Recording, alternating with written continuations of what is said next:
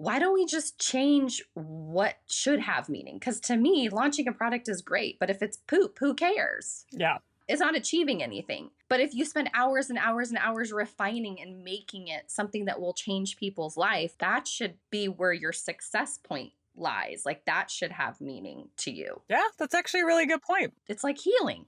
It's the same thing. Like people just keep thinking there's some destination, or like if I have an interaction and it didn't go as well as I thought it was going to go, well, then I failed and healing isn't working and I'm broken and I might as well never try again. Like, no, that's not how any of this works.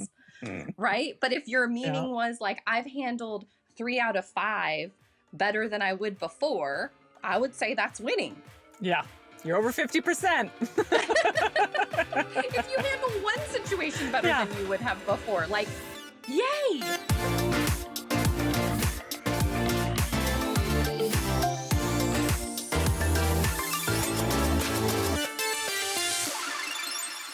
Hi, I'm Jen. Hey, I'm Suzanne, and today we are talking about how all of the motivation strategies I've used for basically decades. The entirety of my life stopped working and how I had to find new ones. I love it. So, as we've all discussed, if you've been listening for a while, I would self-identify as a gold star chaser, someone who uses external people's opinions, external pressure, approval, things like that, in addition to internal desire of wanting things. But that when I really didn't want to do something internally, the way I would get myself to do it was by like basically accepting external pressure. And I'd create external pressure, for example, by telling someone I was going to do something. So in law school, it was like, oh, I knew I had this big exam and I know I need to study. And I tell my boyfriend, well, I'm going to study at this point. And then that would get me to go study. Or in volleyball, like I'm going to the gym today, to a trainer. And that would create, I counted like, okay, well, if I told the trainer, I'm certainly going to go. Right. So I would say basically you used to set yourself appointments or have deadlines that were like in stone. Yes. To where you personally would feel like a loser or a failure if you did not meet said deadline or appointment. But only not to myself. No, I know. Only because of the concern. Correct. Yes, I would use, yes. I would use their opinion of me or negative opinion of me as the motivation. So i.e. I used fear. All of this is fear-based, right? And validation. And validation. And which I would argue that validation is arguably fear-based. Oh, it is. It is. But I don't think a lot of people know that. Yes. I just wanted to throw it in there because people are like, I'm not scared. I just want people to tell me I'm amazing. I'm like, yeah. There's no fear there. Welcome to fear. Yeah. And so, at the law firm, I had clients I would set, oh, hey, I'm going to have that project to you by this point. I had courts, I had judges, I had my partner for like our own. So I had a partner in the law firm. And so when I needed to do something as between him and I would tell him I was going to do it. And again, all fear-based because I wouldn't want to let someone down, quote unquote, i.e. I wouldn't want them to have a poor opinion of me. Yes. So fast forward, I sell my law firm. I have a time period where I'm a stay-at-home mom. I have a time period where I have like a side gig. And then I decide to start this podcast with you and Sparked Mom, right? Yes. And it's completely my own business. And as between the podcast, I have kind of you. And so I'd be like, oh, well, Jen and I will keep the podcast going, right? And so so we each other were like, well, this is the date we're recording, or this is when this is due by, and even though we might like slip a little bit, like it's a deadline, like it's happening. Yes. And there's someone else there, but also it was something I really wanted to do. I wanted to do it because we were doing it together. I wanted to do it because we were going to help people. Right. Like I truly felt it was part of my purpose. So even though at times it's been like I've been low or you've been low, like we've kind of pulled each other back and forth, but the purpose was there, right? Yes, absolutely. Well, then we're going to Sparked Mom. And now Sparked Mom is just you. 100% mine. Yes. And it's all about helping moms busy moms find themselves again and find joy in their life and experience and feel good about themselves. Mm-hmm. And there was no one else to drive it. In law school, the lawyer path is very clear, right? You take your LSAT, you go to law school, you become a lawyer, you do that, you follow the people in front of you. Like there's a very become clear an associate. Yes, there's a very clear path that I was Yes. on, and Yes. you were following other people. Well, as any other entrepreneur knows, there's no one to follow. In fact, if you're following someone else, you're probably doing something wrong.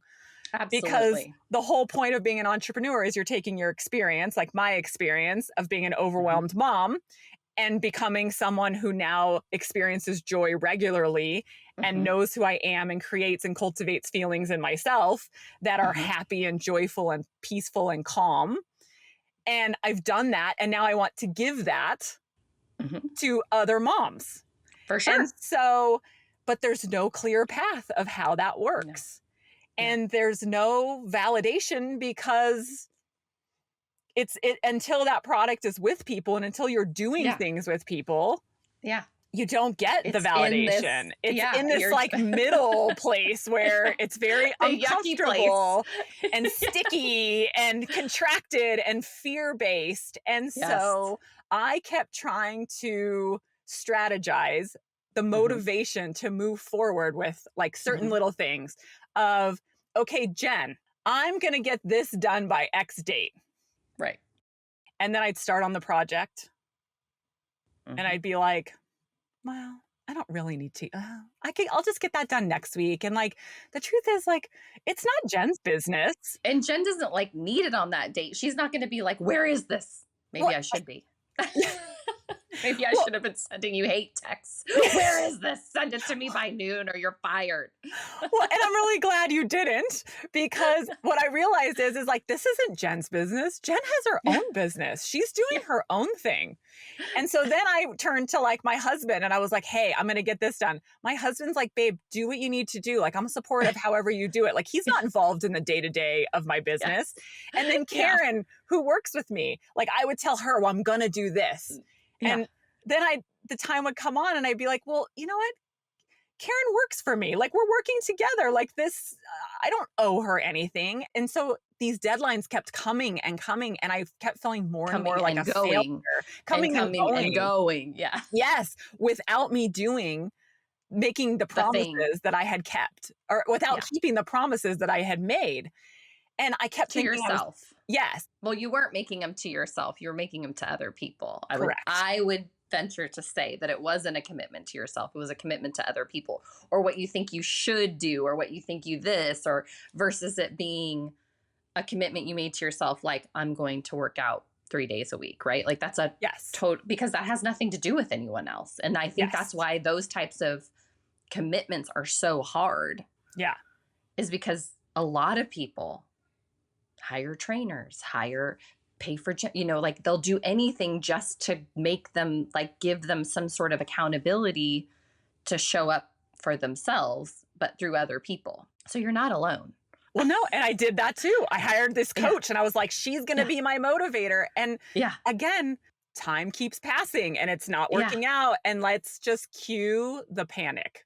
Yeah. I mean, I start panicking because I'm like, oh my gosh, this is never going to happen. I'm an idiot. Like, what am I doing?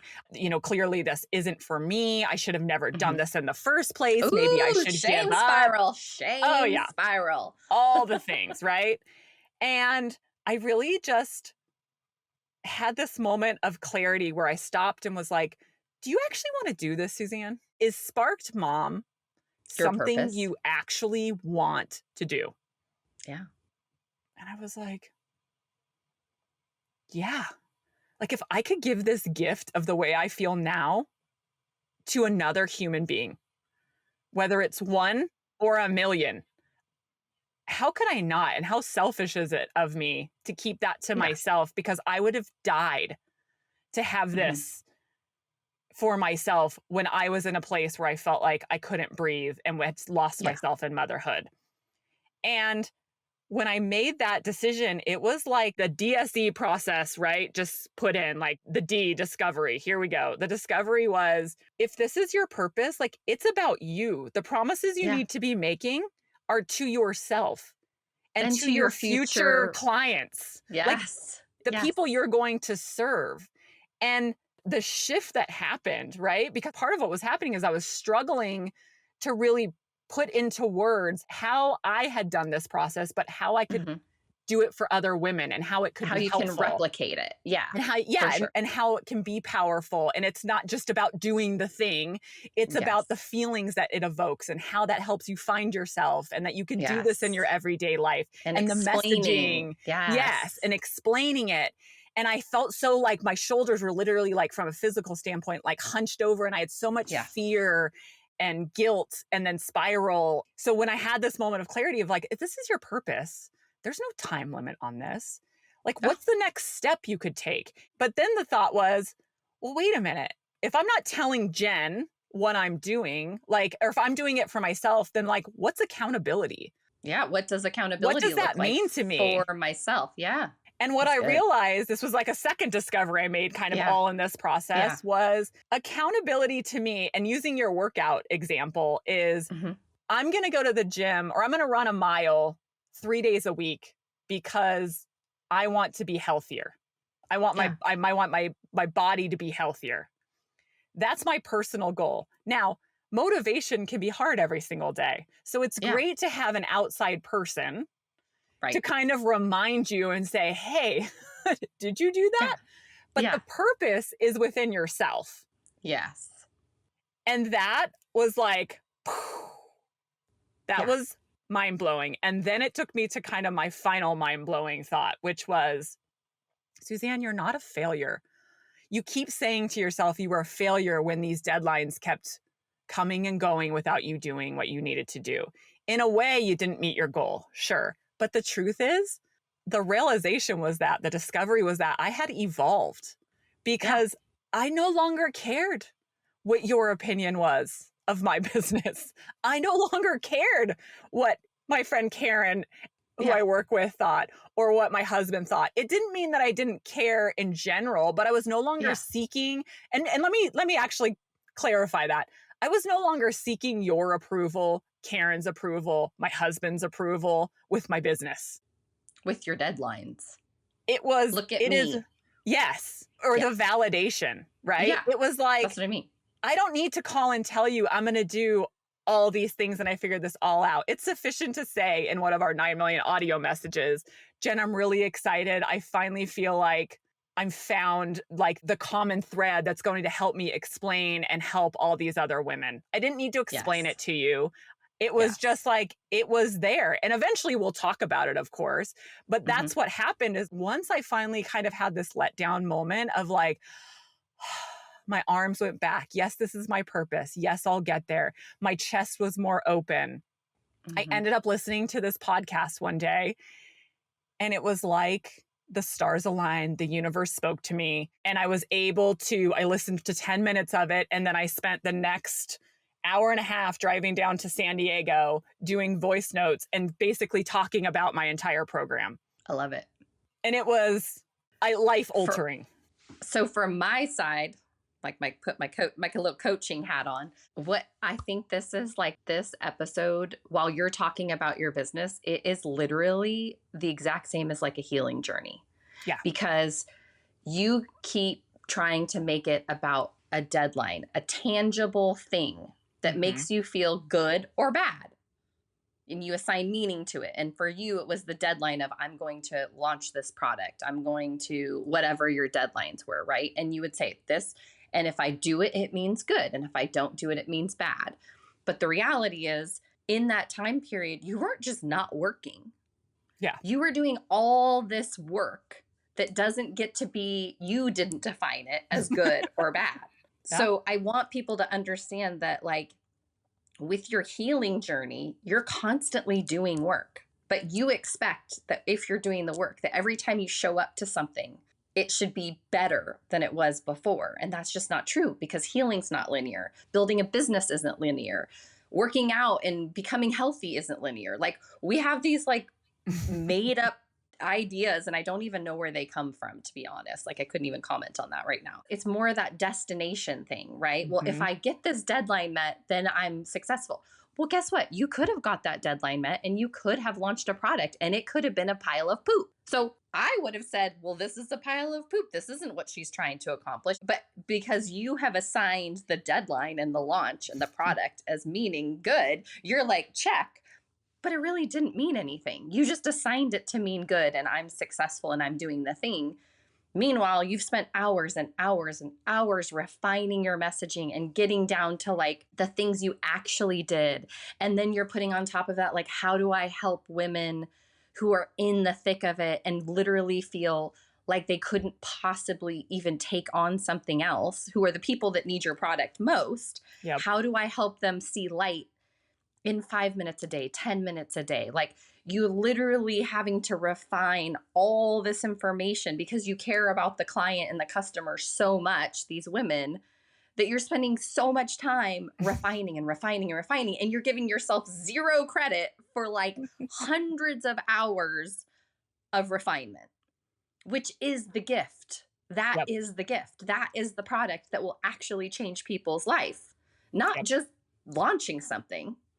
Right? But because you've assigned, instead of the meaning being, I want to spend as much time as possible making sure that this really can impact someone, the person I was when I was at my lowest, who's who you're going for, right? Like, there's people along the way, and I hope women don't let themselves get there after listening to this, but you're literally going for the lowest common denominator, which is the person that can't get off the couch and is like suffocating in overwhelm, no joy. You know what I mean? Like, that's who you're talking to. That's who you want to talk to. And yet you're like, but I didn't hit the deadline. So it's just like, for me, I'm like, I just want you to see, and I want the listener to see, like, where in your life are you doing this? Because you've just assigned meaning, because it's like the world's version of success is like hitting, like, or your gold star chaser or whatever it is. Like, why don't we just change what should have meaning? Because to me, launching a product is great, but if it's poop, who cares? Yeah. It's not achieving anything. But if you spend hours and hours and hours refining and making it something that will change people's life, that should be where your success point lies. Like, that should have meaning to you. Yeah. Is all of that work. But that's not where you're putting your meaning. Yeah, that's actually a really good point. Yeah. And so I think the reason as I was listening to you, I'm like, yeah, it's like healing. It's the same thing. Like, people just keep thinking there's some destination, or like, if I have an interaction and it didn't go as well as I thought it was going to go, well, then I failed and healing isn't working and I'm broken and I might as well never try again. Like, no, that's not how any of this works. Right. But if your meaning was like, I've handled 3 out of 5 better than I would before, I would say that's winning. Yeah. You're over 50%. If you handle one situation better than you would have before, like, yay, that's what you should be looking for. So I know I went on a little tangent, but like, it's so powerful it's just, I'm so passionate about that, because I do that. You do that. Like, everybody does that, which is kind of the reason we have the whole podcast, guys, so we can all just talk about it and just become aware of it. And then you get coaching or go to therapy or whatever, because you want someone to be your blind spot going like, you don't need the deadline. You're focusing on the wrong thing, right? Like, that's why you have people in your corner. That's why you have good friends. That's why we have this sisterhood, is to be like, you're missing the point. Yeah. You're amazing. You're already amazing. You're just making yourself a failure based on assigning meaning to something that doesn't have anything. Thoughts? I will get down off my soapbox. I will take my coaching hat back off. One, I love your coaching hat. It's very good. 2, I think it's just another example, like, we're healing in real time. Like, when you guys talk to us, like, this is what we do in the car. Like, we started this podcast because this is what we do. Like, we are not here to tell you that we are the authorities in all things healing. We're showing you, like, this is our process along the way. Both of us intend to help a lot of women. And we're through our businesses and through this podcast. And we're just being real with you. Like, this is what it looks like. And so sometimes it's good, sometimes not so good. And even in this, like I was so proud of myself. I have this big epiphany and then you come through with your coaching and I'm like, oh, yeah, I am really bad. I am really badass. I have done a lot of work. Success. Because it's so, and when you're talking, I'm like, yeah. And that's when I feel like, you have a good coach when you're on the other side saying, yeah, that's so true. Absolutely. So yeah, hats off to you. Because I think that does allow me to say I have spent hundreds of hours cultivating this because I want it to be so impactful. And when you said that, it was like, there's a little bit of validation there. I'm not going to lie. Like, I'm like, well, of course. Yeah. And you're like, we all need validation. Yeah. Yes. And like, yeah, I am on the right path. But also, and I think that there's the nuance of you do have to keep taking steps forward. Yes. And I think that was another thing I wanted to say I was proud of. Like, I did keep trying and there was an evolution to it and an evolution of, I'm so proud in this healing journey that I've, kind of coming back to where we started of, I don't rely on other people's opinions anymore and fear of getting things done. Now it's the fear of like the purpose of like, I want to make this so good and I want this to be impactful. And like, there's a purpose there. And sure, there's a little fear thrown in because of course it's something new and it feels a little like off and I want it to work so badly. It's yours. Yes. And I want it to work so badly. So I think if we circle back, what would be your takeaways from this? My takeaways, I think would be that just because for me, I keep doing the same thing. Like in this case, like creating deadlines with other people, hoping that would be the motivation. Instead of saying I'm a failure, the thing I think that I did great about this and continuing the pattern was, why isn't this pattern working for me? I asked that question so that I could use my DSE and discover and then what I realized in my DSE process was, oh, wait a minute, like I've evolved. This isn't failure. This is evolution. And now I need to find new things. And I did. And that was the empowered. And now I'm like empowered to help more people. Yeah. And I think that is exciting. Yeah. Exciting. And not a failure. Yes. Right.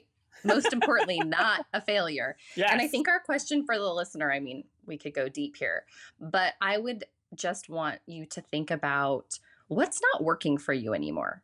Like, that there's something in your life and it could be big or small, like what's not working, and just start to ask yourself questions about it with no judgment. Just kind of sit with it on your drive and figure out why it's not working for you, but not like with the meaning, just discover. You're just open. Yes. You're in the first step. Yes. First step of DSE, just discover. Yes. And that's it for us today. We hope you discovered something in my story. See you next time. Same place, same sisterhood. Bye.